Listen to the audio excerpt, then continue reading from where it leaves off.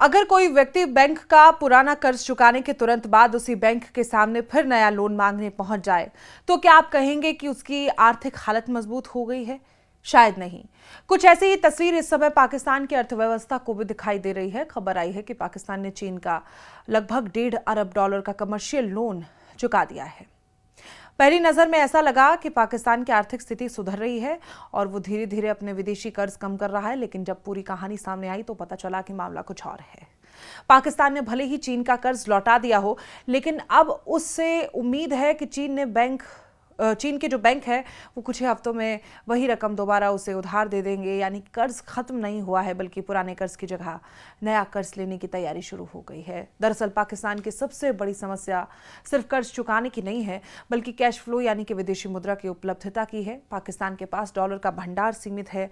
ऐसे में जब कोई बड़ा विदेशी कर्ज चुकाने की तारीख आती है तो सरकार पर भारी दबाव बन जाता है और इसी वजह से पाकिस्तान अक्सर पुराने कर्ज का भुगतान करता है और फिर उसी या किसी दूसरे देश से नया कर्ज लेकर अपनी जरूरतें पूरी करता है। आर्थिक भाषा में से रोल ओवर या रीफाइनेंसिंग कहा जाता है। यानी पुराने कर्ज खत्म नहीं होते, सिर्फ उसकी जगह नया कर्ज आ जाता है।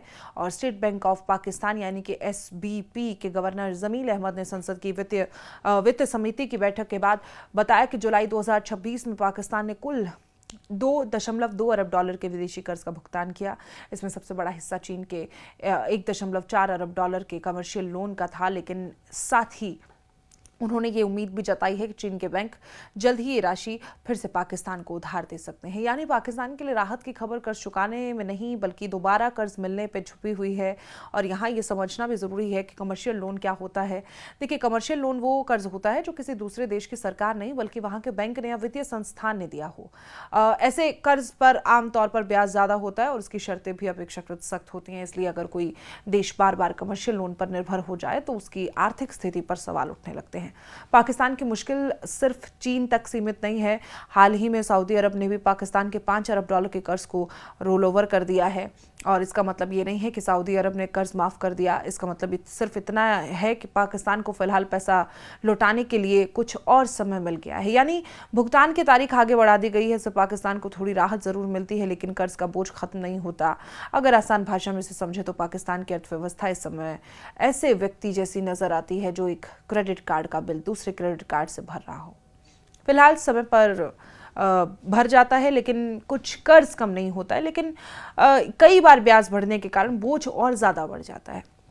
पाकिस्तान पिछले कई सालों से विदेशी कर्ज, अंतर्राष्ट्रीय मुद्रा कोष यानी कि IMF के बेल आउट पैकेज और मित्र देशों की आर्थिक मदद पर काफी हद तक निर्भर रहा। चीन और सऊदी अरब, संयुक्त अरब अमीरात और IMF समय समय पर पाकिस्तान को वित्तीय सहायता देते रहे हैं और हर बार सवाल यही उठता है कि क्या पाकिस्तान अपनी अर्थव्यवस्था को इतना मजबूत बना पा रहा है कि भविष्य में से बार बार कर्ज नए लेने की जरूरत ना पड़े।